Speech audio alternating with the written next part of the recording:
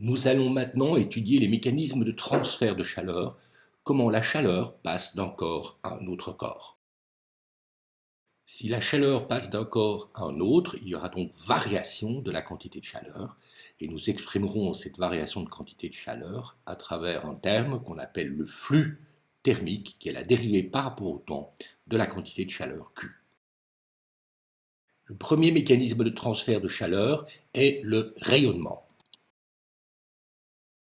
Tous les corps à une température T vont émettre un rayonnement électromagnétique. Le flux thermique correspondant est proportionnel à la surface de ce corps et à la température à la puissance 4, multiplié par une constante sigma qu'on appelle la constante de Stefan-Boltzmann.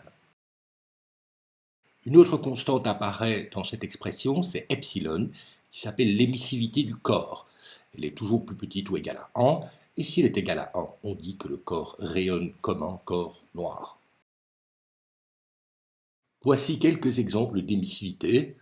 Vous voyez que la peau humaine a une émissivité presque de 1, comme l'ardoise, alors que l'acier inox a une émissivité de 0,075.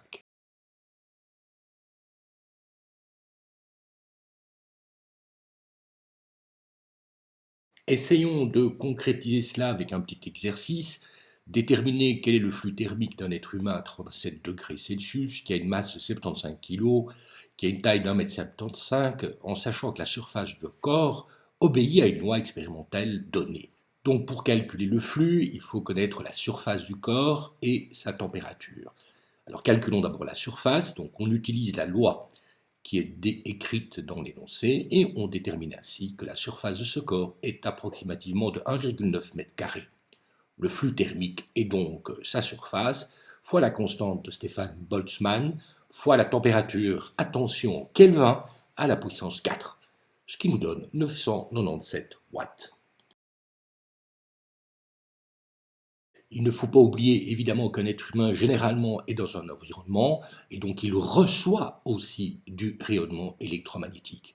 Et donc si par exemple la pièce est à 29 degrés Celsius, c'est-à-dire à peu près 302 Kelvin, certes il va perdre 997 watts, c'est le calcul précédent, mais si on calcule le flux reçu, il reçoit 898 watts.